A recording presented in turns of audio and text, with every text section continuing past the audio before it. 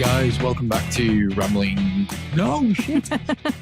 I'd done so well as well to not get this shit wrong. I'm really depressed. Probably was going to happen at some point. Welcome back to Protein Ramblings. It's just me and Naomi joining you today. We've got probably not going to be an overly long episode, but a nice, short and brief one. Should be a lot of fun. Yeah. So we're here today to talk about Umbrella and Wayland-Yutani, and we're going to decide definitively who is the better evil corporation. And I think we're defining better as best at being evil. Well, we've got a number of categories. Yeah, better at being evil. We've got a number of categories. Before I go into those, I'm just going to quick preface. I fell down the stairs earlier today, so if I'm making some ouchy noises throughout this show, that's the reason why. I'm in considerable amount of pain, because today's just not been my day on. Like, as far as ways you want to spend your Saturday, the things we've had to do today, I mean, I don't know if people care. Yeah, so we had to clean our cat's poopy butthole quite excessively. If you have a long-haired cat, this is just gonna happen. Yeah. So, but it's not fun. No, and then we went to the supermarket, and as we came back, I just got hit with it because it's like fucking -6 outside or whatever at the moment. So I got hit with like a horrible coldy feeling for like half the day, so I was out. We were supposed to record this hours ago, but I've been there. And then you fell down the stairs. And then I fell down the stairs. So today's just been a piss poor day, all things considered. Catalogue of iniquity.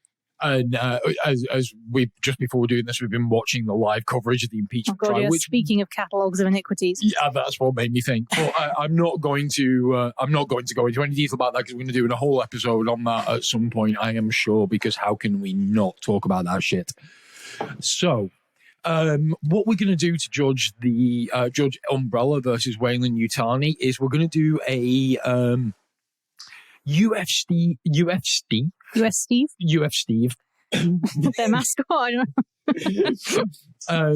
So UFC style scoring system, which is going to involve a 10-point must scoring system. So for those of you that aren't fight fans, the way a 10-point must system works is the way a 10-point must system works is that the winner of the round is scored, or in this case, category. We'll call the categories round, whatever you want to call them. But the winner of the round is given 10 points, and the loser is given 9.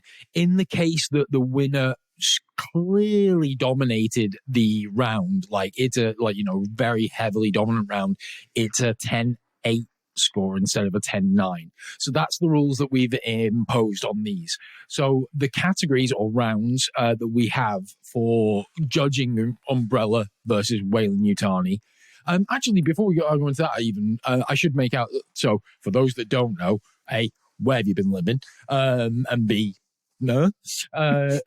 Umbrella is the evil corporation from the Resident Evil universe that manufactured the T-virus, which was used to create all the zombies, and later the G-virus, and was created all their biological, organical weapons. And Wayland-Yutani is the corporation from the Alien universe, which originally started out as Wayland, and they merged with another Japanese corporation called Yutani Corp, to form Wayland-Yutani. But they're the guys behind we want to capture a xenomorph and do things with it. So the categories or rounds that we're going to be judging these two companies in are the founder's intentions. So what were the original founder of the company's intentions for the company? In this category, the more evil the intention, the win. The public company goals. So this is a matter of subterfuge more than anything else, I guess. Yeah. So the better that your public company goals look to keep your outward exterior seeming respectable, they will be the winner. The true evil company goals. So that's like, okay, what's their actual objective? How evil is it? The winner, the more evil one here wins. Fiscal growth from good projects. So this one is a bit more interesting. So this one kind of looks at how much money the company's making through legitimate business means, because obviously the more money they make, the more they can funnel towards their less scrupulous endeavors. Then we have the fiscal growth from good projects. Next we have the public perception. So what's the public image of the company at the current standing, like the current public image. So then we have the amount of good work they do versus evil work. So like, if you can get away with doing more evil work than you do good work, you win, right? So that's the category for that one. It's like, okay, we do enough good work just to maintain our perception of a good company, but everything we do is pretty much evil. Versus, okay, no, we're actually a pretty good company with this one evil project or whatever, which we'll come on to. Then we have the success of your evil project. So, how successful have your evil projects been? What have you accomplished through your nefarious means and diabolical research?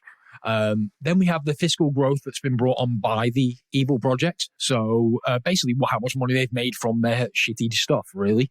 Then we come on to the human life loss on evil projects. So with this one, it's whoever's killed, like inadvertently, accidentally, whatever, whoever's killed the most people wins here because, evil corporation. And then finally, current company standings. So where is the company currently, both like including the public perception, where they are financially, what their trajectory as a corporation is looking like. So those are the categories. We've got quite a few 10-8 rounds in here. It's tighter than I expected. It is tighter than I expected, which is why I wanted to use the 10-point must system, because it inevitably means a closer score. Because otherwise, one of these guys, without giving any spoilers away from the end, would fucking run away with it handily. So yeah, that's what we're going to do today. So let's start with round one. Ding ding. We need ring girls. No one would see them. We'd be like, take our word for it. There's an attractive girl in a bikini waving a piece of paper around right now. I mean, okay, We can't prove that it isn't. I need ring girls. No. I don't think it's practical. COVID, man. That's very true. Hey, man, UFC have done it. Like, they have Fight Island. It's all good. Yeah, but we can't afford an island. Yet. Anyway, so round one, ding, the founder's intentions. So let's look at Umbrella first. So Umbrella, founded by three men. Lord Oswell E. Spencer. Already, you're off to a bad start. It's a pretty evil name. Yeah. James Marcus and Edward Ashford. Umbrella was basically founded because they discovered the progenitor virus, which is found in some... Didn't it come from like a flower somewhere in Africa? Yes, exactly. So it's found in a flower in Africa. So as always, the real evil is colonialism. Actually, like in a lot of ways, there's a lot of analogies that can be used for Umbrella and colonialism, and the zombie hordes and all that kind of larky. But so they founded this company based on the discovery of the progenitor virus, which was produced by a flower that was cultivated by an African tribe. They'd read the lore of this African tribe that, when members of the young men of the tribe reached 13, they had to undergo a rite where they ingest the flower, which, if it didn't kill them, would give them, basically turn them into like superhuman It's kind zombies. Of the same origin story as Black Panther, right? Like, you eat the magic thing, you get the magic powers, or you become a zombie. But the magic powers in this case aren't necessarily all that good. But so they read, they believe that they could use this to enhance themselves and gain superhuman powers. I think it's worth noting at this point that one of the founders, Spencer, the main founder, Oswald E. Spencer, his misanthropic view of society was what ultimately led them down the course where the charted course for Umbrella, which was he wanted to remake society remake humankind in his own image through the use of the progenitor virus and like genetically using virology research, genetically enhance himself, and then as part of that, basically he wanted to become a living god and lord over. Immediately here we're dealing with like a little bit of eugenics, a little bit of fascism, a little bit of colonialism, so that these guys basically sit in a study somewhere with their cigars and their brandy and be like, let's be evil, because there's no other way to open this conversation. It's there's a lot of analogies here from the modern day GOP and Tories as well, because it's like, it's just like, oh, well, we know, we're old, rich white men. We know better than everybody else. We should rule the world. I just don't see how else you frame that plan. The plan of like, we need to remake society in our own image because we know best, and we're going to do it through a really nefarious scheme. There's no way you can have an open conversation with your co-conspirators that isn't just like, we're going to be evil. Oh, really, really evil. Like we're evil. We're not even gonna fuck around. We're just gonna be like the most evil that we can be. Like, that's all we're gonna do.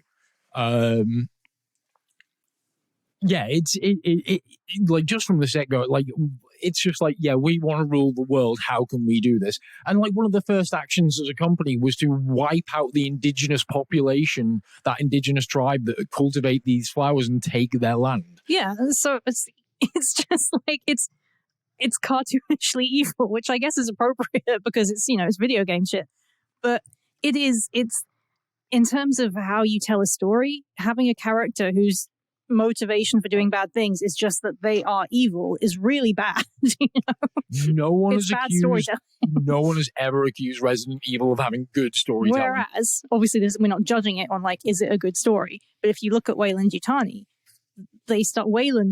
Peter Wayland and the Wayland Corporation started out with very good intentions. Oh yeah, well, I mean, his intention, his intention was the betterment of society and humankind through the use of technology. Yeah, he fixed, like, in the canon, he fixed global warming, he cured cancer. We'll come on to these actually a little bit more, but yeah, his ultimate ideology was very altruistic. Yeah. He genuinely thought he could be a force of good in the world. Yeah, and like, for a while he was. Yeah, he was undeniable. He was. So yeah, on that first round, I mean, it's a clear 10-8 domination for Umbrella, because they were just evil from the get-go. Yeah, their founders said they had no other goals apart from, I mean, even if you don't want to just say they sat down and were like, let's be evil, they sat down and were like, how can we make ourselves rulers of the world? Yeah, completely. Which I think is fundamentally an evil goal. Yeah, anyone that wants to hoard power in such a way, or hoard power in any way, is inherently not a good dude. Yeah. So, so Umbrella takes the win on that one. Ding, ding. Ding, ding. So let's move on to round two. So round two, we have the public company goals. So just to break this down, so this is like, what's your public motto, and what's your what are you telling people you're doing? Yeah, exactly. So obviously, straight off the bat, Wayland-Yutani's like corporate slogan has always been building better worlds. Which is good. It's 3 words, easy to remember, a bit of alliteration. It's going to stick with people. And then in stark contrast to that, Umbrella's corporate tagline and philosophy is obedience breeds discipline, discipline breeds unity, unity breeds power, power is life, and our business is life. It's very Third Reich. It is. No, I mean, I completely agree. It's. I think if you went for a job interview somewhere and that was, on the wall, the, obedience breeds, you might have some questions about the way this company operates, like their expectations of you. Yeah, it's like when you walk in there, you're like, so, what's the severance package like? Is it a bullet? Yeah, I'm getting some evil vibes. I don't, like I said to you the other day, I would love to see a recruitment drive for Umbrella. I'd love to know what the HR department's like. I don't think they have one. Well, I mean, they kind of must do, because they must do employment, right? I guess. Well, then, I know they do. Like, how are they recruiting? Because they're recruiting people who are also happy to be evil. They have an academy for scientists where they they pick out promising students from like second and corrupt them. Like, yeah, they pick them out from like higher education and things. That's how like Birkin was recruited. He was picked out, like handpicked, and then put with Wesker. Yeah. This is see plot line of Resident Evil 0. Well, yeah, because they initially assassinated James Marcus, and that's like who was doing the research into the Queen Leech, right? Which was one of the progenitor effectively of the T virus. So during the events of Resident Evil 0, you deal with that, which is like an outbreak of these leeches on the train, so basically, and that's what leads into the Spencer Mansion issue. So in terms of public company goals, I mean, Umbrella are kind of putting it out there. I mean, even if you want to look at, even if you just want to look at what Umbrella as a public company is, they're just a pharma company, big pharma, effectively, with some some household good market stuff like, toothbrushes, hair dryers, maybe, all kind of geared around cosmetics. And no one has ever looked at big pharma, any company within the big pharma segment, and gone, stand-up company, that company, those are the good guys, but right? I suppose if you take away the obedience brings discipline, blah blah blah, because I assume that's not on there. No, I mean, their whole thing was just our business is life. That's even that's pretty sinister. Yeah, it doesn't ring as like what I mean. What's Johnson and Johnson's? I have no idea. It's probably not our business is life. It's probably like we care about your babies. I don't know. Like, that's a really good. So there's a really good comparison to draw with a real life company, right? Johnson and Johnson, big pharma company. Obviously, they've got their one-shot vaccine coming out and stuff for COVID. But like, when you think Johnson and Johnson, what's the thing that plays in your head? It's baby powder and baby it's family lotion. Friendly. It's wholesome. Even though they're a big pharma, appealing to probably horrible corporation, to nice people with nice things. And obviously, I guess that is what Umbrella tried to do and failed. Yeah. So in this one, I think we have to give a 10-8 round here to Wayland. Yeah, because not only did they have a public company goal, but they actually achieved some of them. Yeah, exactly. Their public company goal was also their internal goal, right? It's just like, let's make things better with science. And this kind of bleeds into some of the further topics as well. So, and in fact, the next one, the true evil company goals. So as we've already discussed, the real true goal of Umbrella was to make biological weapons, but ultimately to basically destroy and rebuild some humankind in the image of Oswald E. Spencer and have him be a living deity, effectively, which is not cool. No, it's definitely always the aim of the bad guy, right? Yeah, the good guys are never out there saying like we should remake society in our own image and we should be in charge. And this isn't how you say the good thing about storytelling is like the bad guy is never the bad guy, like Thanos, right? He wasn't a bad guy in his head. I mean, you have to kind of think of it as a character should always be the protagonist in their own story. So even if they are bad, once you get inside their heads, very few people in the real world are that black and white that they're just like, I'm an evil person. I don't know, Mitch McConnell. Very few people. So, some people. But yeah, I mean, like, you don't get up in the morning and think like, I'm a good person, so I'm going to do good things. I'm a bad person, do bad things. Yeah. A good villain should be complex, nuanced, and well-rounded, and you should be able to. Okay, I don't agree with you. That's why Trump is not a good villain, because he's no nuance about him whatsoever. He's very well-rounded. So, and the Umbrella guys, like I say, it's kind of cartoonish evil. It's that really like broad strokes. What's the most evil thing you can want to do? It's wipe out humanity and become a living god. By rounded, you mean he's like the Stalin Pillsbury dough yeah, like a beach ball. Like a really racist beach ball. Yeah. Yeah, that's a racist beach ball is the perfect description of Trump. He's got about the same amount. They've both got about the same amount of air content as well. So yeah, Umbrella definitely falls into cartoonishly evil, right? Yes. And their true goals are just there's no redeeming factor in there at all. Nothing they want to do. You can even if you try and analyze the we want to actually make humankind better and enhance them through. You're trying to force evolution. And also, the minute you see anything they've done, you're like, well, it doesn't fucking work. And this is horrific. Yeah, and it's very, very, very fucking eugenicsy. Yeah, definitely. It's so eugenicsy. It's a real I'm not cool with that kind of thing. If we're going to make people better by injecting them with something that turns them into mindless beasts, that's not an improvement. This is a downgrade from where we are right now. So, even if you look at it from the kindest possible interpretation, we think we're doing a good thing for people. You're fucking up worse. Things are already pretty fucked. Yeah, you don't need to be adding zombies to it. I guarantee you as well that remakers in the world basically meant, we're not going to have any black people in this new world image. Yeah. They were probably hella racist. We're going to get rid of this minority and this minority and this minority. They're the weak blood. And, and then again, because that's your cartoonishly evil broad stroke. Is Umbrella just the modern day GOP?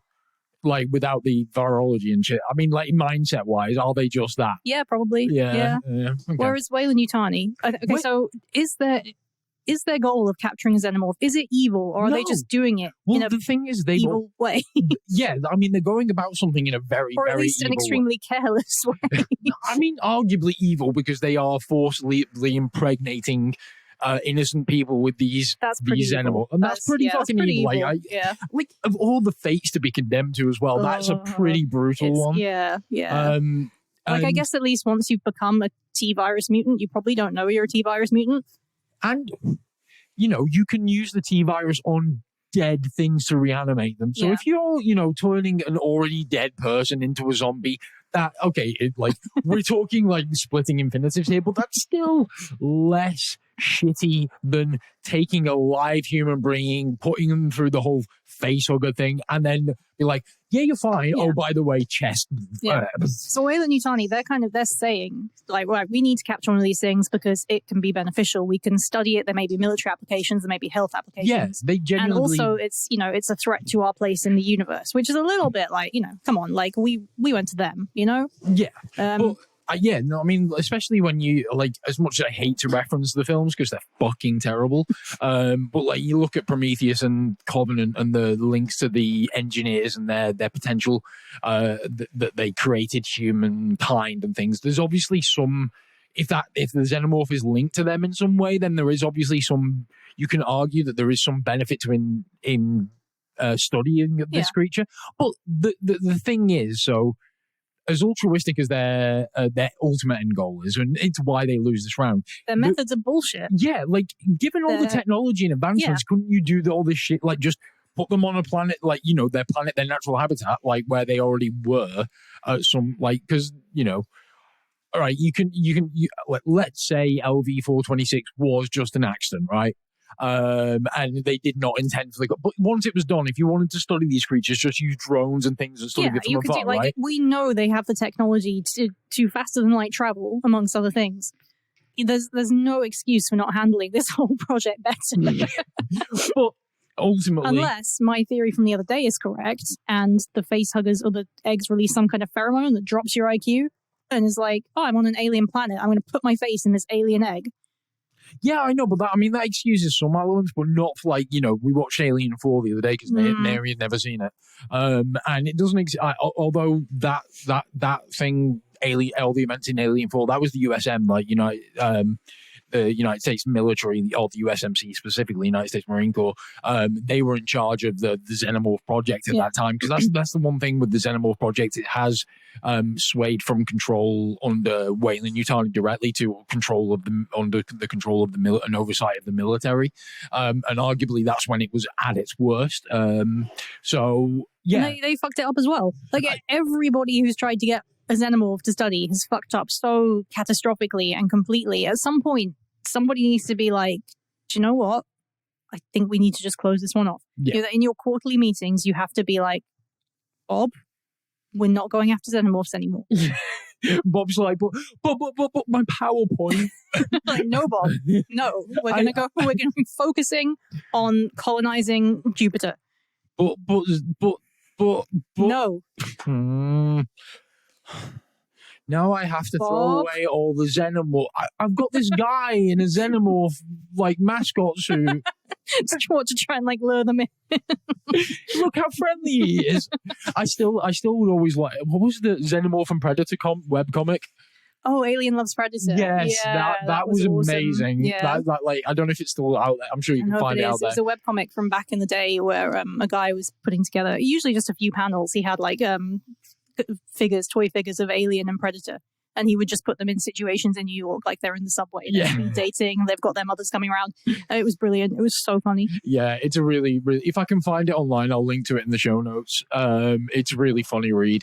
But yeah, so True Evil Company goals. Yeah, Umbrella takes this one handily. Yep. Like they've got Wayland down on the ground, and they've just been grounding and pounding for an entire fucking round. Stop! He's already dead. You've broken his arm. So yeah, like Umbrella, Evil Company, yeah, they handily win that. It's another 10-8 round to Umbrella. Next one, Fiscal Company growth from good projects. So as we discussed, Umbrella is basically a pharma company with some consumer products. They've got a little bit of medicine there. There's no too specifics on what medicines and stuff they've created. So there's they've never been touted as creating anything like super kind of like, oh my God, this is the greatest product ever. You kind of see like they're obviously making enough money or generating enough money somehow to fund all these fucking underground labs and academies and paramilitary groups. In the world, they're a fairly ubiquitous cosmetics and home goods company. You probably have toothbrushes, you probably have skincare products. They're all Umbrella branded. So they're not making anything groundbreaking, but they're making enough money to be a major corporation in the world, and obviously to be able to funnel things to their shitty. Yeah, they've got to be bribing some people as well. It's like, you can't just build an underground lab. I mean, they bought entire islands and things like that. So they obviously are. They're doing fiscally well enough to be corrupt. Yes. So you kind of have to be rich to be evil. But they are very if you think about how big a company or corporation that Pfizer or Johnson & Johnson or AstraZeneca or any of those major big companies are. That's kind of what Umbrella was. So they, in those terms, they're doing really well. But that can't compare to the fiscal success of Wayland-Yutani, or even when they were still Wayland. Wayland became the first corporation to ever make $100 billion within 5 years. They, throughout their company life, even they had a decline and they came back, and I'll touch on that in a bit. But they've constantly had enough fiscal capital to be able to do whatever the fuck they like. And they obviously pioneered things like fast and light travel, like the androids, terraforming technology, all these. So all those things that have got huge applications and potential in terms of selling on to other parties, to governments or whatever, or working in partnership with them, getting military contracts, all that kind of thing. Yeah, it's kind of an endless source of money. And on the Android side, as well, it was because obviously I think Yutani had their own Androids division. It was Yutani sued Wayland and lost, and then it was shortly after that Wayland acquired Yutani. In terms of just fiscal growth as an overall company, Wayland wins. Yeah, and I think as well, obviously they in the Alien universe, they have been around for so long. Yeah, they're just like, of course they've got more money. In the Alien universe, they've been around since our current time exactly. Whereas, whenever the Alien universe is currently Umbrella being set. Were formed in what, the 50s? Something like that. 50s. Yeah, 50s. The time when you could still get away with going to Africa and killing off a whole tribe of people. Are you saying you can't do it now? I think it's probably harder. But it's harder, but I bet it's done. It's just normally done by their own leaders. Case in point, Mugabe. I was going to say Mumbazi. I don't know what that is. So I think Wayland-Yutani crush this one. Yeah, so after being pounded on the ground for the last round, they've just come back and... It's like they've made the hot tag to themselves, to their finance department. It's like they've opened up the next round with like just a spinning heel kick to the face, and Umbrella's reeling, and it's just like, oh no. Umbrella's corner man told them they were down and out, and it was all over, but no. Whereas Wayland Corporation went, hey, guess what? We've just cybernetically enhanced you. Go fucking kill. So yeah, public reputation. Now this is an interesting one because they've both had their ups and downs. I mean, obviously Umbrella is way down. A lot more downs. Yeah. So obviously, let's start with Wayland on this one. So Wayland obviously had a great public perception of their inception and their initial growth. They obviously, after the Wayland-Yutani merger, they still had an overall good public perception, but anyone who's worked for the company would have known that there was level of corruption throughout the corporation. As is the way with any big corporation, you become corrupt. I think it's inherent. I think, yeah, it's like, unfettered capitalism. Eventually it gets us all, right? Absolute power corrupts absolutely. Yeah. And this, absolute power, and in absolute power is absolute money.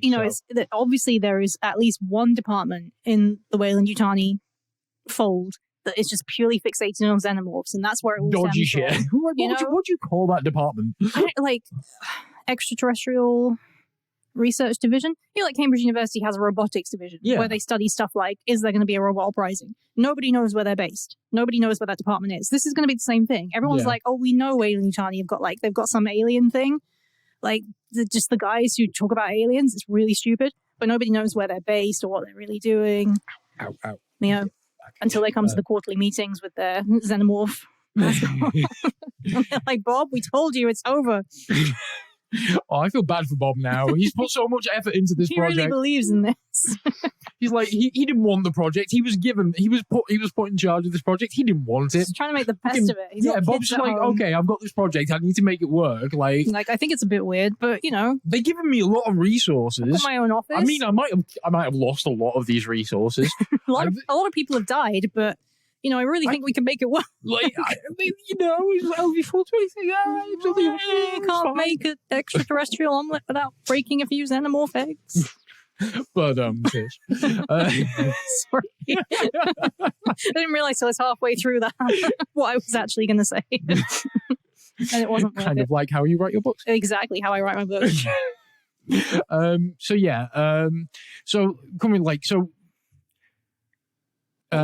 were we talking about? We were talking about public perception. So yeah, like I was saying with Wayland, despite being seen as a megacorp and corrupt, Wayland-Yutani still maintain a very good public perception and standing. They're probably the largest employer in the human world, like spanning across multiple planets at this point. So there is, they just there's a certain amount of like, well, you want to work for Wayland because they're fucking huge, right? Yeah, and also, if you get in with this company, you can work on exciting, cutting-edge technology. Or you can be Ripley and her crew and or you can exactly. Yeah, I mean, there's a scale, obviously, but there's benefits. Good pension. Yeah, and even their more dubious projects really have not been subject to public scrutiny that much. They're probably like Disney.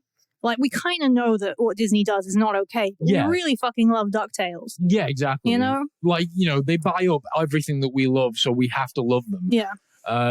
So in that sense, public perception, it's a handy win to Wayland. So that's another round where Wayland... Well, we haven't really even talked about Umbrella. So let's come on to Umbrella. So they had the same kind of public perception that any pharma company would have prior to Raccoon City. Raccoons, it's like you're aware of them, you know who they are, but you don't have any strong feelings about them one way or another. You probably just think like, they're a corporation. There's probably some shitty stuff going on, but in the grand scheme of things, they're just another corporation.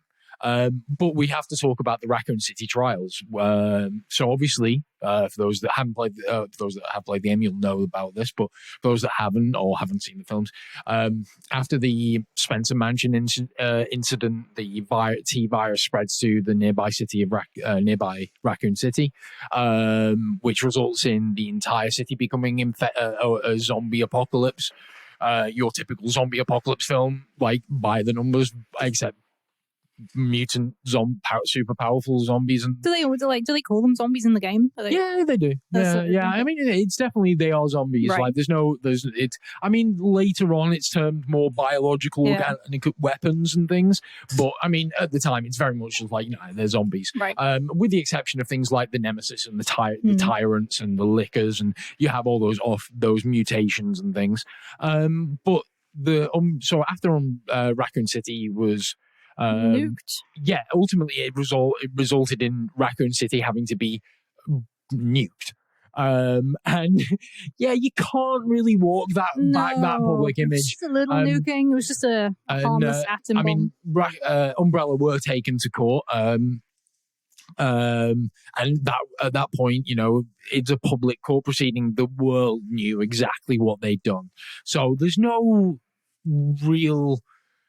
You can't rehab the atomic bombing, especially it was this fight. It was 5 years worth of litigation that culminated in a guilty verdict. I was going to say you can't rehab the atomic bombing of a city, and then I remembered World War II. Yeah. But I think in terms of the way the company is viewed in the game, everybody knows Umbrella are evil. Bad everybody guys. knows that. Yeah.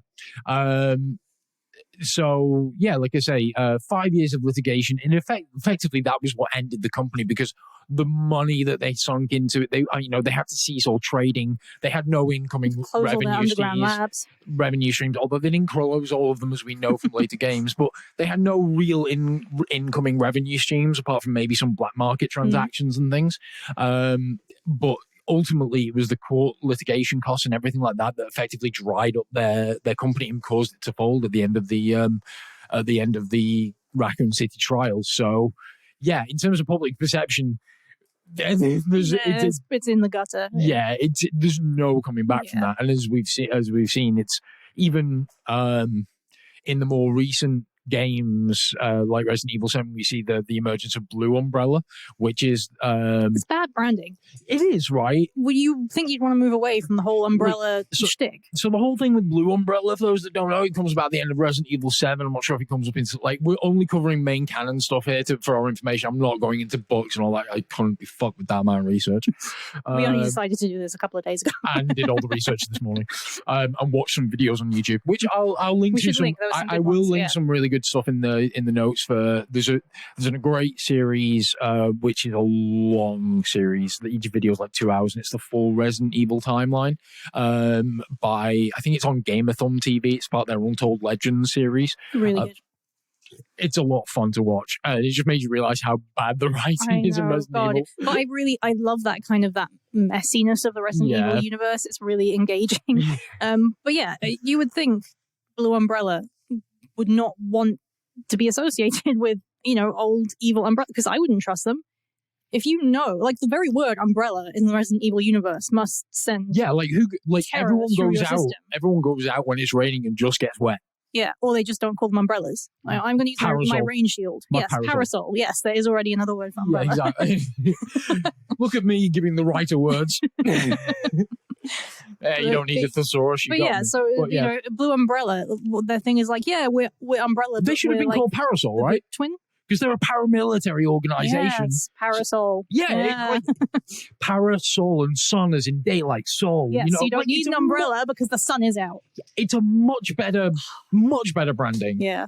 See, get me on to do anyone out there that needs some if branding. You're trying to rehab your evil corporation. Well, the thing is, it's not even an evil corporation now. Like so they say. I wouldn't trust them. No, because Chris Redfield's a member. Well, that doesn't necessarily mean that they're on the level all the way up. Well, look, but either way, it's a paramilitary organization specifically organized and dedicated to combating BOWs. Yeah. So, anyway, back to the topic and the current public perception. So,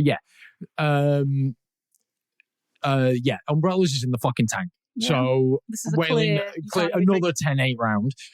So that's 2 rounds. Like after Umbrella and Wayland-Yutani have come back and been like, actually, motherfucker, Still got something left in the tank. got still some shit left. But now we come on to the next round. The amount of good work versus evil work, and as we've already discussed in previous rounds, obviously Wayland and Wayland-Yutani have done a lot of good for the world. Mm-hmm. They solved global warming. They cured cancer. They created FTL. They developed terraforming. They enabled us to colonize other planets because Lord knows we've ruined our own. And yeah, they've done a lot of service like to humanity. It's this one little branch where they're all like, we got to get a fucking Xenomorph. We've really got to get one. I really want one. I feel like maybe someone should kind of like, going back to the male rape analogy, that's the whole. I feel like someone's just got hard on for xenomorphs and just like, look at that beautiful beast. I want to fuck a xenomorph. Bring me the poison horse. There's someone in that department that wants to fuck a xenomorph. Or they want to be buggered by a facehugger. It's like, oh, can we get facehuggers, but like ass versions? But again, can you imagine like the pitch? You know, the first time they brought that to kind of the corporate. You know, we need funding for this new project we've got. So there's these aliens with acid for blood and like a mouth inside its mouth, a little head inside its main head. And they're voracious killers. They kill everything. That's all they seem to do, actually, is just kill. They rape and they kill. I really think we should bring one home. And someone was like, yeah, give him some money. Give him a shit. Yeah, that's the thing, is like the pitch for that. I tell you what, whoever actually made the initial pitch for that to like say, let's fund this. A very good salesman. Yeah, like 2, right? It's like, oh no, they sold them on that shit hard. Am I misremembering, or was it Peter Wayland himself who was like, I got to get on this? Well, this is the interesting thing, because Peter Wayland, if you go back to AVP, was on that expedition that went to the pyramids. The pyramid. He was part of that expedition. He dig things up. He was part of that expedition where they encountered the Predator and the Xenomorph and so on. So it's, I mean, if it comes from the top down, then yeah, that explains why it's happening. Yeah, completely. So I don't know how you could live through the events of Alien versus Predator and your takeaway is like, we need more of these. Because you're a visionary, man. You see the big picture. Man, I can't wait until we're all riding these things in parks. Yeah. Like, tell me you would not like a pet. If you could domesticate a xenomorph, I don't think you can domesticate them. No, I know, but if you could, would you not have a No. Why? They're aesthetically unpleasing. What? No, come on. Like, so they are aesthetically perfect for what they're designed to be. You can't cuddle a xenomorph. But that's fine. A lot of things are, but it doesn't mean I want them as pets. Are you okay? Flip it. Would you not like to charge into battle on the back of a xenomorph? No. We had this discussion the other day about how like trying to use animals for military purposes historically has not really worked out. This is very true. This is why when we were talking about this. Like, so like even if you could get a xenomorph to the point where like, okay, I can put a saddle on it and I can ride it or whatever, it's still not a good idea. Let's look at the history of animals used in military. Because one of the things that the Wayland-Yutani is like, oh no, we want to use these in military applications, like, you know, drop them into an enemy base or whatever. Like, there's only really 2 good animals that have ever been successfully used in warfare, and one of them is dubious. So horses, of course, obviously have been used for centuries in warfare. Cavalry, the Mongolians are probably the best example of that. They really mastered the use of horses in warfare more than any other nation or peoples. But even then, even with the best training, the best riders and so on, horses will still get spooked and rout. So they're not as reliable as a machine.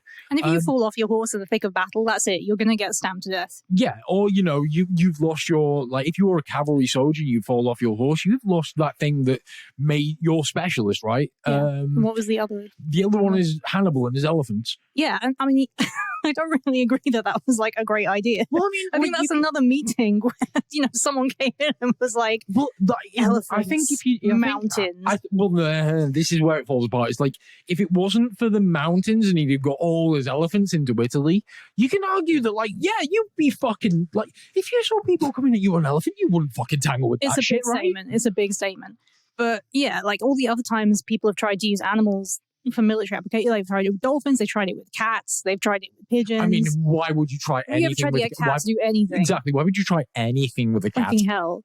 Like, you can't even get a cat to just come inside or go out when you wanted to, or stay quiet, or eat, or do anything. Cats are literally a law unto themselves. Yeah.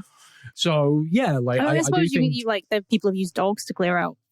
Yeah, dogs, actually, dogs, I suppose, are probably the other one. But then again, it's in a very specific scope, like drug sniffers. I can imagine, like, okay, if you airdropped a few xenomorphs into the enemy camp, yes, they would definitely all die. But then so would everybody else, everywhere. Yeah, sorry, I was adjusting myself. Because you need to know that, I'm sure. Behind the scenes. Yeah. I was saying, when it comes to one of the other things was like, we could put like an egg into an enemy base and blah, blah, blah. And that's how you explain it. Just blah, blah, blah. That was the meeting. I've got this egg and blah, blah, blah, and then everyone will be dead. Yeah. Or you implant an enemy soldier and then send him back into his thing. But like, this shit never ends well. What if it births a queen? Yeah, and these are all like, we could do like another whole episode on the xenomorph life cycle, but none of these things are like quick solutions. None of these things are quick solutions. The whole xenomorph proliferation of their race, it relies on a lot of things maybe happening eventually at some point, which is not really how you want to fight a war. So there's a lot of speculation, obviously speculation, because as we'll come on to in a bit, they've never managed to something well enough to take any meaningful notes. But that's very true. So there's a lot of speculation that the xenomorph, like the facehugger, always has the possibility of implanting a queen, and that's how Ripley got implanted with the queen. It's like they know if they need a queen, so they implant one. One can make an argument then, why the fuck wasn't the xenomorph on the Nostromo queen? Yeah, that's true. So anyway, and this is what if Wayland-Yutani would get their shit together and capture one for study, we might have some answers. So, in terms of the amount of good, this was the amount of good work versus evil. We completely got it. So, amount of good work versus we did that one, didn't we? We did public perception. We haven't done successive evil projects yet. We must be on good versus evil. Yeah. So, the amount of good work that Wayland-Yutani have done is a lot. Yeah. The amount of good work that Umbrella has done is negligible. And I don't know what balances out getting a city nuked. Exactly. So Umbrella have done the least amount of good work, so they win this round handily. As we've actually, this now is a perfect bleed on. There was another 10-8 round, by the way. So Umbrella come back with a big fucking punch. And not to give too much away, they start dominating here out. But yeah.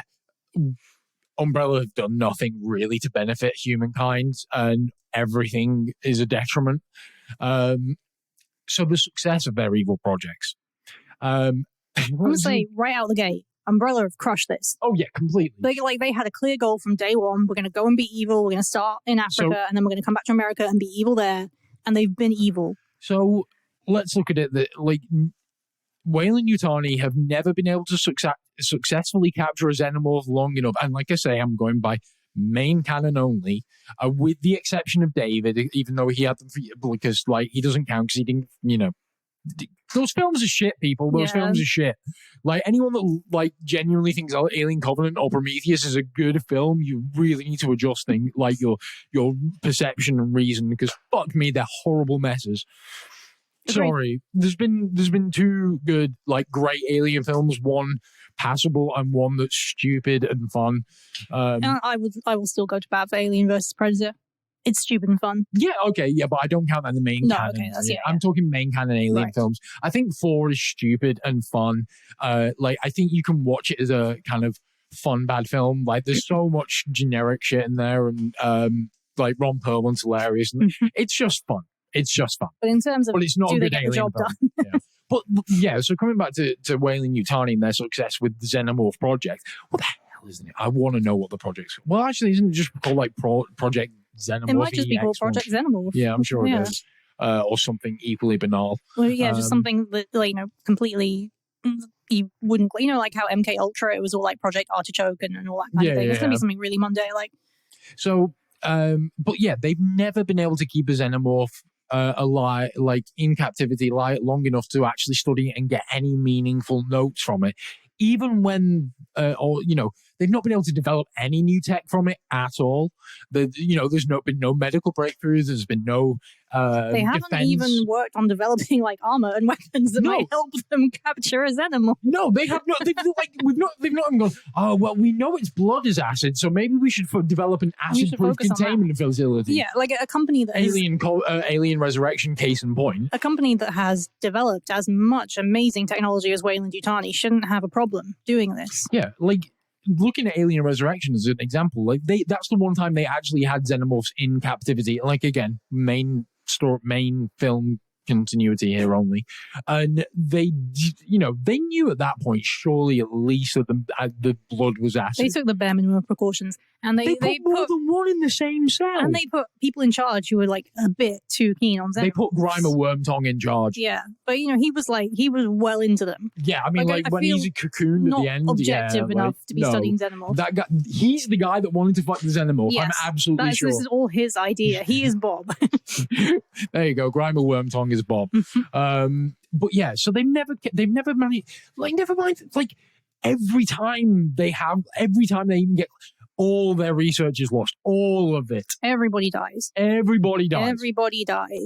Ripley fucks everything up. Yeah. I know, like you can argue that yes, well, it's not their fault, but still, they've never been able to even keep hold of their research. If this is your one goal, or your department's one goal, and you have the funding that Wayland-Yutani must have available, and the technology, and the agreement of the armed forces, presumably the quality of candidates available to put on this. That's questionable.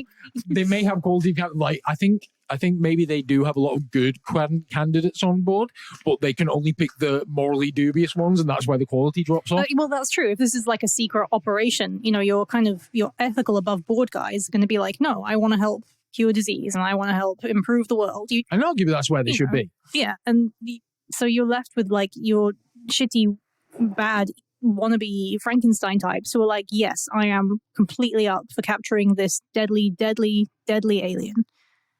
And they don't have like the hard skills necessary to do it, but they should have been able to. Yeah, there is no excuse really, given the resource and everything, for their consistent abject failure, and not even just in terms of like keeping a xenomorph for any did no one back up any of the notes onto a pen drive? I mean, you've got all this about like network drives, network drives. Cloud. They must have something even better than the cloud. I don't know. Like, although it's hard to gauge, because you look at the technology in Prometheus and Covenant and it's like super advanced, but you look at the technology in the original Alien films, it's so... They seem to have regressed a lot. Maybe because they're funding all their money into capturing xenomorphs. Yeah, so and they don't have money for ships. But then we look at the success of the evil projects, like we were saying, for Umbrella. They've done a lot. So even looking at, they never achieved their ultimate like core goal of remaking humankind. But they have remade the world in a lot of ways. That these BOWs, they're out there. They're a thing. They're a constant threat. There's always the risk. The technology is there. You can look at the Wesker project as well. So one of the early experiments into the progenitor virus and things was to see if they could create a superhuman being, and they had the Wesker children, and Albert Wesker, one of the main protagonists throughout the Resident Evil series, was a product of that, and he successfully inherited a lot of superhuman abilities without any of the negative effects of the progenitor or T or G viruses. Yeah. Undeniably the world has changed because of Umbrella. Granted they haven't been able to recreate the Wesker success, but they have had numerous successful deployments of biological organic weapons. Just in the games alone, you can look at the Tyrant deployed throughout Resident Evil 2. Ultimately, it didn't accomplish the goal, but it proved the point of having a controlled mutant out there. Yeah, the proof of concept is there. Yeah, it's definitely so. And they also were able to, as we'll come on to the next round, sell some of this stuff into black markets and to unscrupulous governments. So they were able to actually monetize their research. Yeah. Whereas Wayland never even kept their... They can't get their research off the ground. Yeah. So this is where Umbrella's now after taking a bit of a couple of rounds. The second round back is like, okay, you may be cybernetically enhanced, but I've got an eyeball in my shoulder and a claw, and I've got a tongue coming out of my leg and 12 penises. Come at me, bro. Wayland-Yutani is just like, no, I don't think I will. Except Bob, who's like, you're not a xenomorph. We should study this. There may be military applications of his 12 penises. Maybe he's just like really inferior. Like he's just like, I need a better penis. Really like penis imagery. It's not my fault. I need a better penis. I want a penis that has another penis inside it that shoots out. So, yeah, coming on to next round. Fiscal growth of medieval projects. So again, Umbrella. My notes on this one for Wayland-Yutani are none, nothing, zip, C above. Which is like, yeah, they've not gained any financial benefit from their constant funneling of funds into this Xenomorph project, whereas Umbrella have been able to sell the T virus, G virus, and offshoots and things to, like I say, on the black market. In fact, they created and cornered a black market on biological organic weapons. It was the only other major competitor in that market was Tricell. So yeah, they've managed to earn money from their shitty deeds. Yeah, I mean, they lost it all, I guess. I mean, they lost it all, but they did earn some. For a while, they were profitable. Yeah, I mean, for a long while they were profitable, and they even after the public fall of Umbrella, they still were there in that black market, and there were still remnants of Umbrella within the underworld, as we've seen throughout the subsequent games. They never really went away until Resident Evil 6, I guess, 5 and 6, I guess, which are just terrible games. But yes. So this is a clear victory for Umbrella. Just handily. Now we actually come on to one of the only really close round in the lot, which is fiscal loss on evil projects. So we need to put some qualifiers on this. So it's like, I was going to do this on just like, financial, just a hard number, which number is the highest, but I don't think you can, because arguably Wayland's is high, Wayland's is higher because of the technology and the enhancement and everything. And, it's higher because they've lost spaceships. Umbrella didn't have spaceships to lose, but they did lose their entire company wealth, and the company folded, like the public traded company folded. So they have to win on this round. Yeah, like Umbrella no longer exists, which I think Wayland-Yutani does. Yeah, that's the most money you can possibly lose. It's the only 10-9 round in to the point where you don't exist. Because Wayland-Yutani, LV-426 was destroyed. The terraforming equipment on LV-426 was in the billions. Like, Umbrella's net worth was probably never in the billions. They probably had to pay for a lot of funerals as well. Yeah, and they lost the Nostromo. They lost LV-426. They lost the prison colony. They lost the USM. Technically, this is Marine Corps, but this is the USMC vessel that had the Auriga in Resurrection. Yeah. They lost the Prometheus. Mm-hmm. They lost the Covenant. Mm-hmm. And not to mention all the associated costs with that. Yeah. So, yeah, the fiscal loss is, just as a flat number, is way higher on the Wayland-Yutani side, but that's because they had more expensive shit to lose. Yeah, they can clearly absorb these costs, so they wouldn't keep doing stupid shit. Whereas, all the most of the money that Umbrella had available was bled away during the litigation of the Raccoon City trials. And maintaining the underground labs. And maintaining... Like, what? Like, they need janitorial staff for them, right? Catering staff. Maybe not catering. You just say bring your lunch. Bring a sandwich. Like, to be honest, would you eat something that was cooked in a kitchen in an Umbrella? Would you be allowed to bring something from outside it? Yeah, but it's a double. Like, I would not eat something because what Umbrella's someone's going to experiment on you. Exactly. Yeah. Someone's be like, I would never eat anything out of an Umbrella kitchen because I'd be like, this has got the T virus in it, hasn't it? I'm going to eat this, die, and turn into a zombie or some liquor. And the catering staff is like, maybe. It's like all the catering staff wearing sunglasses, and like, just in suits. Eat our meatloaf. There is nothing wrong with it. We promise this is just meat. This isn't zombie flesh. But they must have, like, somebody's cleaning up. Yeah, they've got to have catering, like janitorial And staff. security staff. Well, I mean, security staff, they have their own paramilitary umbrella corps. That's true, yeah. But you got to pay them. Yeah, but they were always evil anyway, right? Mm-hmm. Although not all of them, as we see in Resident Evil 2 and, what's his name? Big hair guy. Everyone loves. Hunk?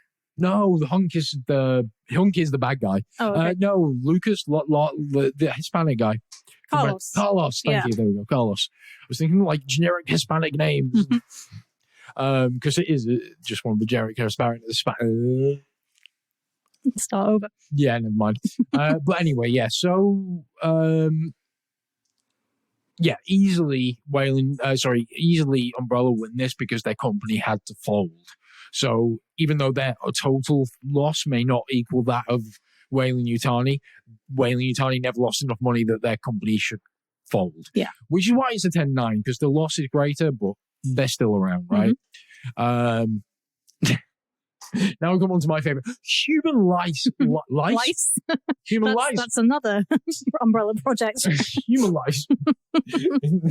It's the L virus. We've spliced humans and lice. It's gross.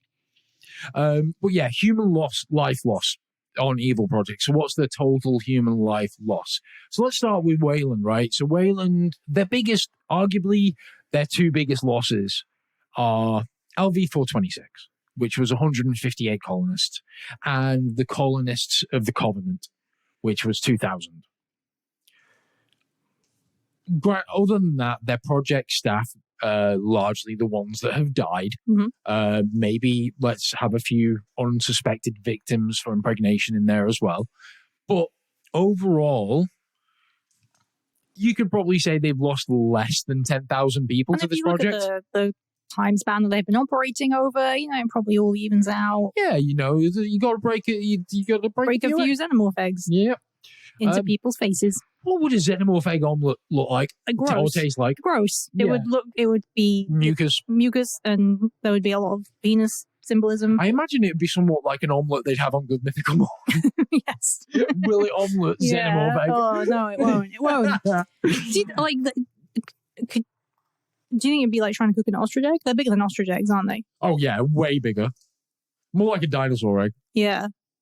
But like, I mean, is there a point in the xenomorph egg where it's not just where it's got a yolk? Yeah, where it's just like actually that's something that we need more study into. The life cycle of just the xenomorph egg. Does it just get laid from the queen with the facehugger in there already? It's a really stupid life cycle. I mean, yeah, it's not. It's very wasteful. But yeah, there must be some point where there isn't a facehugger in there. And at that point, could you eat it? Well, I'm not saying it would be good.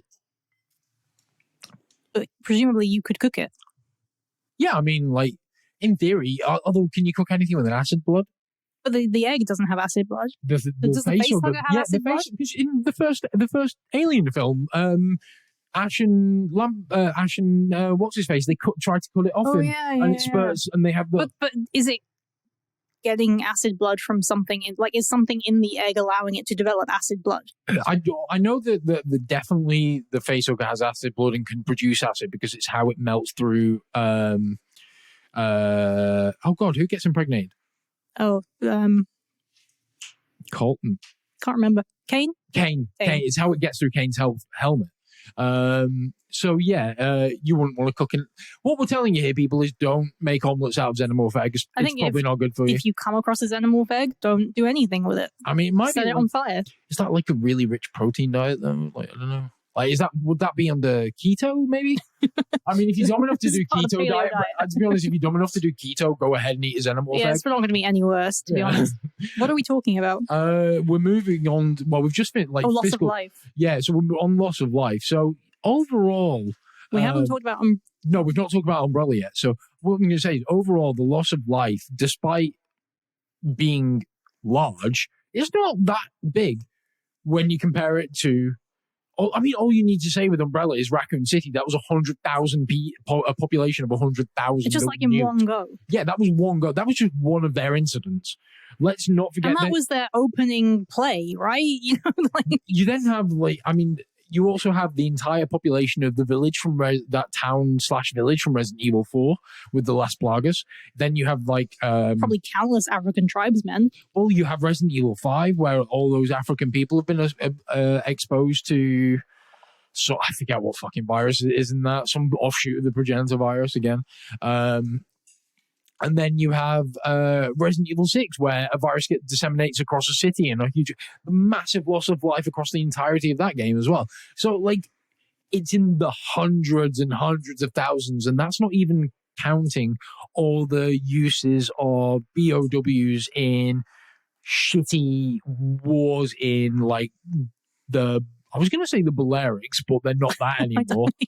The former Soviets. The former Soviets, like all the like, shitty places where you have minor conflicts, like, you know, the Ukraine. The Balkans, the Ukraine, the Crimea, and it's not even things like that. Counting, you know, Umbrella's own staff. Yeah. Because, again, they do blow up a lot of their underground labs. This is just the loss of life from innocent civilians. Umbrella handily takes this. Yeah, this is a sad, sad defeat. Yeah, Wayland-Yutani can't even come close. Like, Umbrella has killed so many fucking people. So many people. Like, you're not even taking into account all the people that they've, like, abducted and used to perform their experiments on and exposed through the T-virus. Like, hell, they even keep, like, the founders killed each other. I was going to say, like, if one of your kind of opening moves is to kill your evil colleagues, you know, you're on a bad track. Yeah, at least Wayland-Yutani knows in fucking each other. Infighting and fucking over each other. That we know of. Bob's been in-fucking everybody. Just put on the Xenomorph one. I want to try something. It's like Bob a Xenomorph furry. Kind of. Yeah, I think he must be. So this podcast is ramblings on the tales of Bob, the Xenomorph furry from... But, we love you, Bob. Yeah. You tried, Bob. You tried. You're doing your best. You're doing God's work. Maybe. Well, I mean, arguably, if God in this universe is the engineers, they probably didn't want Bob to fuck a Xenomorph. Do we know that? I mean, did they write a memo anywhere saying Bob don't? They didn't fucking do anything. They just dumped black goo in everyone, and then were like, "Oh, they'll figure it out." Probably. And then pissy android killed them all. Yeah. So they're the real villains here. So after like a brutal comeback from Umbrella, we come to the last round, and we get the last gasp from Wayland-Yutani, and the last round is current company standings. And so let's start with Umbrella. So by March 2003, all of Umbrella's public operations had been shut down, and the company had been found guilty on all charges relating to the research and its involvement in the destruction of Raccoon City. Now, Umbrella folded. The corporation was forced into bankruptcy, and its leaders had all been arrested and gone into hiding. Either been arrested or gone into hiding. So the three founders all went in. Well, some of them were already dead, but Oswald goes into hiding. Then, even with their downfall, the downfall of Umbrella and exposure of the BOWs to the world, their legacy did remain. Many of the numerous bioweapons and viral agents they developed were on the black market already. And this fueled the growth of rogue nations, terrorist organizations, and biological arms races began effectively. So their current company standings is they aren't a company anymore. In fact, their company name has been co-opted by the last vestiges of their company that say they want to do good in the world and combat BOW. So Umbrella effectively has ceased to exist. They have become what they most hated. Well, they just don't exist anymore, really. So, like, they've been caught. Their name is now being used for a paramilitary force fighting the fallout from this company. The only kind of real lingering vestiges of it are obviously in Resi 7. You see, obviously there is still some research being done in the mold and things like that. So there is still some underground operation happening with, if it be the Umbrella, the agency, or one of these shadowy companies. Hell, it could be Tricell for all we know. I've not played Resi 7, full disclosure, so I've not, this is just from research, but we don't know. But either way, publicly, as it stands, Umbrella does no longer exist. Yeah. Now, that's not to say Wayland-Yutani has not had its bad times. So Wayland-Yutani did have a fall. But during the fall of Wayland-Yutani, its agents did continue to operate in secrecy. The company used its contacts in the United States military, who passed them information about various research projects. And then following the crash of the USM Auriga on Earth, that's when Wayland-Yutani seized upon much of the information they collected about the Xenomorphs, which is not a lot, granted, as we've they discussed. exist. Incorporating it into the Wayland-Yutani report, which was an extensive report on the species Xenomorph XX121 and humanity's historical encounters with it. Now, following the fall of the USM, Wayland-Yutani eventually reemerges as once again as a powerful multinational corporation, and they basically experience a resurgence. So they may have gone into the similar kind of straits that Umbrella got into, but they were able to come back from it. They had the benefit of not having nuked an entire city to besmirch their public reputation. I mean, they did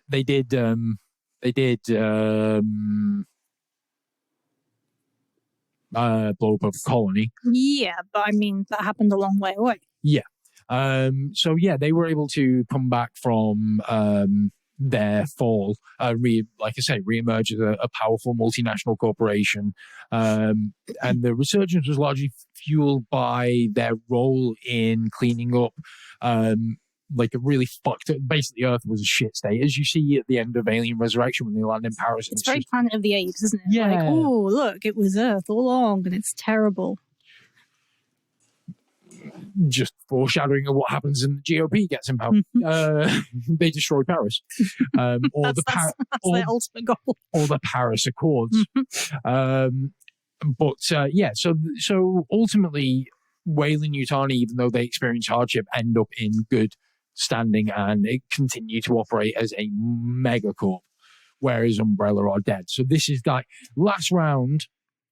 Like, neither has been able to take it. Neither guy's been able to, like, conclusively knock the other guy out. And in the last round... It's definitely gone to the judges, which you never want. Wayland-Yutani has come back and made a convincing last round defense and really laid it into Umbrella. Like, I mean, Umbrella had to see out the clock, and it was a good job they fucking did, because Wayland-Yutani were really coming back.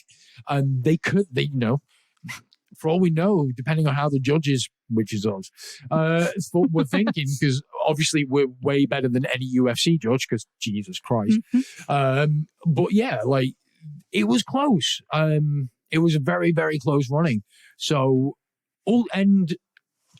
as I say, we go to Bruce Buffer now, who's got the scores from the judges. Can you splice in Bruce? You probably can't, can you? No, I can't legally do it. Otherwise, I'd love to.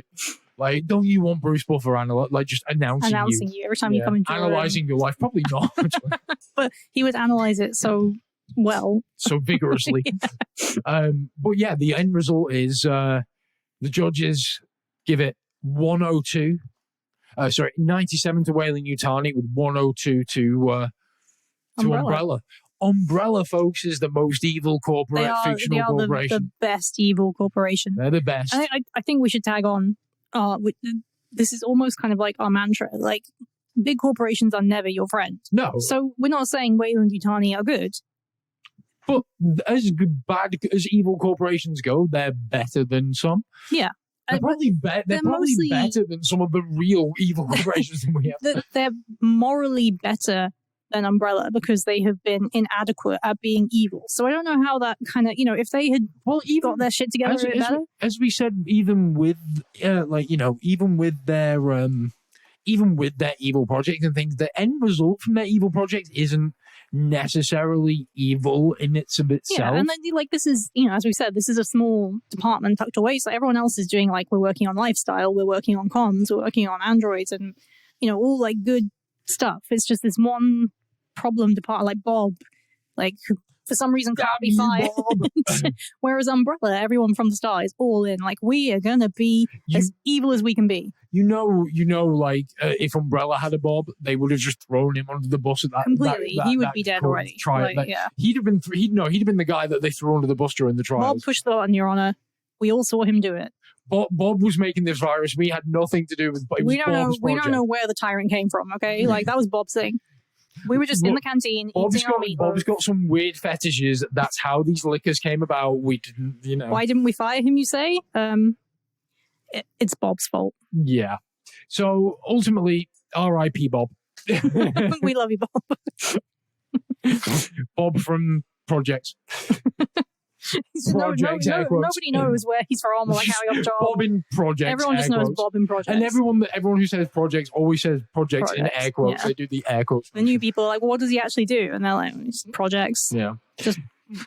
So that's been our rundown of Umbrella versus Wayland-Yutani. Nice little shorter episode. I think we've very scientifically proved our case. Yeah, I think so. Umbrella's a better evil corporation. Yeah. So if you want to, I was going to say if you want to invest in an evil corporation, invest in Umbrella. I guess invest in Pfizer. Invest in Blue Umbrella because they're gonna turn evil at some point. Probably. Yeah. But yes. So I hope you guys have enjoyed this rundown. If you like it and you want us to do kind of more shows like this, do let us know in the in comments, show notes, drop us an email because this was a lot of fun to research, a lot of fun to discuss. Yeah. And before we go, as once again we are brought to you by Easy Peasy CBD. Fantastic company, easypeasycbd.co.uk. All your CBD needs. They have the vape oils, they have crumbles, all the stuff to make your own CBD products. Actually, today, as we mentioned earlier, I've been feeling really ill. And one of the things I did to help was I took some CBD flow form. Put a few drops under my tongue, and that really helped with the body aches and stuff that I was getting. You typically attribute to having coldy, fluey stuff. So yeah, and as always, if you head over to easycbd.co.uk, use the code RAMBLING. That's RAMBLING. You'll get 40%. That's 40% off your order, which is fantastic saving. And their products are fantastic, guys. I wouldn't tout their products if I didn't use them and didn't believe in them myself. CBD is a great thing. Naomi uses CBD. Mm-hmm. The difference it made on your arms. It really, crazy. After years of pain and discomfort, really years, well over a decade, and doctors were just like, we don't know, your arm just hurts, go and do Pilates. And then I started using CBD, and the difference is just dramatic. Yeah. I can't, it made me so happy. There you go. From the, oh, no, not horses, man. Because Don't call me a horse. Exactly. We've talked about horses. We know they're useless. Not as good as Xenomorph. Xenomorph's mouth. From the Xenomorph's mouth. So we'll love you and leave you. We'll be back with another episode soon. Depressingly, probably to talk about the impeachment, although hopefully we can find something fun as well to talk about, and it doesn't have to be all doom and gloom, because let's all know I'm probably going to go upstairs to find that they voted to acquit. But in the meantime, everybody out there, stay safe. Don't forget to subscribe. Check us out. We are now on so many platforms. We're on iTunes, we're on Apple Podcasts, but they're the same thing. We're on Google Podcasts, we're on Listen Notes, we're on Tumblr, we're on YouTube. Wherever you want to get your podcasts from, you can find us there. And you probably found us if you're listening to this. So much love, stay safe, and we'll be back soon. Peace out.